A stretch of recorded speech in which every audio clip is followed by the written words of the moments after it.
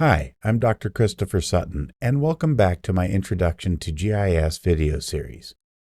In this video, we are diving into one of the more powerful aspects of GIS, its ability to answer spatial questions.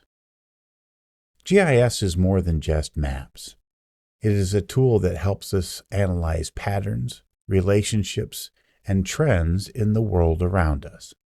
When I say that GIS is good at answering spatial questions, what kinds of questions am I talking about?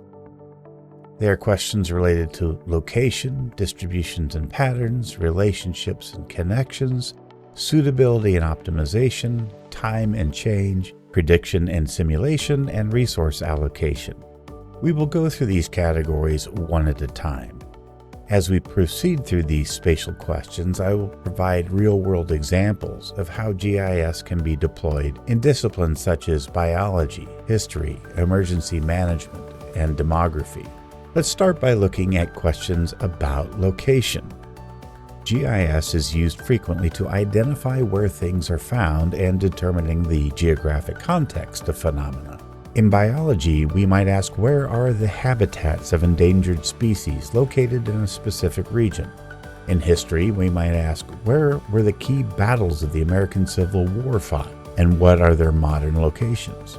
In emergency management, we might ask, where are evacuation centers located relative to an ongoing wildfire? And in demography, we might ask, where is the highest population density within a metropolitan area? Questions about distributions and patterns are things that GIS excels at. We look at how features or phenomena are spread across a geographic area and identifying spatial trends, clusters, or anomalies. Such questions focus on understanding the where and how of spatial data to reveal insights that might not be obvious from raw data alone.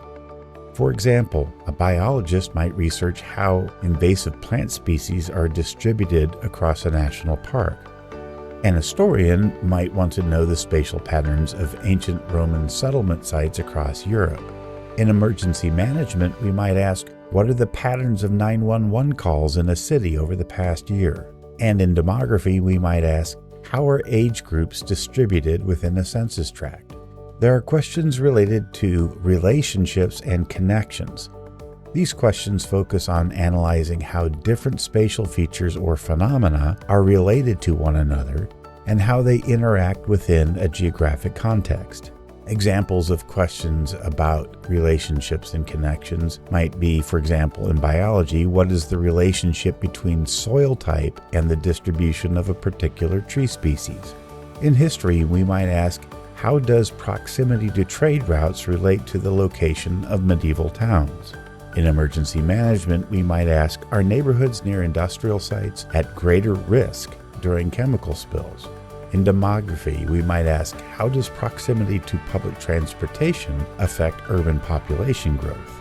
Questions about suitability and optimization identify the best locations for certain activities, uses, or resources. We ask these questions to find the most efficient or effective solutions to spatial problems. In biology, we might ask, which areas are suitable for reintroducing wolves based on prey availability and human impact? In history, we might ask, where would be the best location to preserve a historic battlefield with minimal urban intrusion? In emergency management, we might ask, what is the optimal location for setting up temporary shelters during a hurricane? In demography, we might ask, where should new housing developments be built to meet population demand and minimize sprawl? GIS is particularly effective at analyzing how geographic phenomena change over time and identifying patterns, trends, or shifts in spatial data. A biologist might ask, how has the migration route of a specific bird species changed over the last decade? An historian might ask, how has the urban footprint of ancient Rome evolved from its founding to its peak? In emergency management, we might ask, how has the frequency of wildfires changed over time in a specific region? And in demography, we might ask how the population of a city has shifted between rural and urban areas over the last 50 years. GIS is good at answering questions involving prediction and simulation.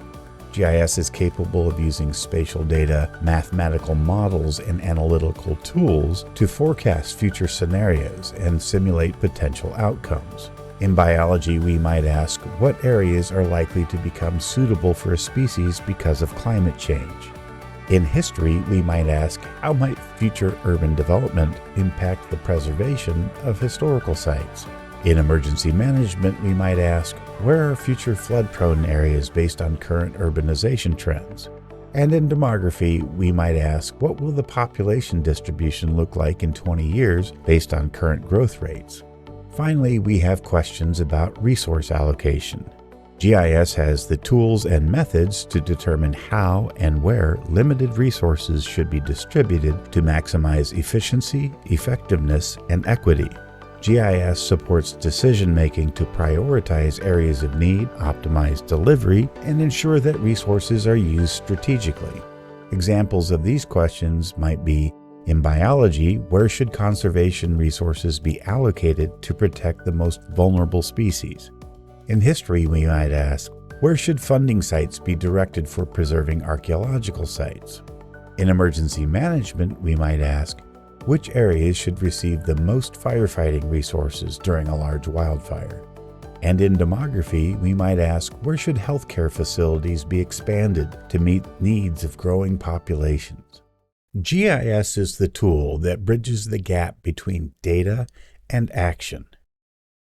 In the next video, I will wrap up the What is GIS set of videos by discussing GIS hardware and software.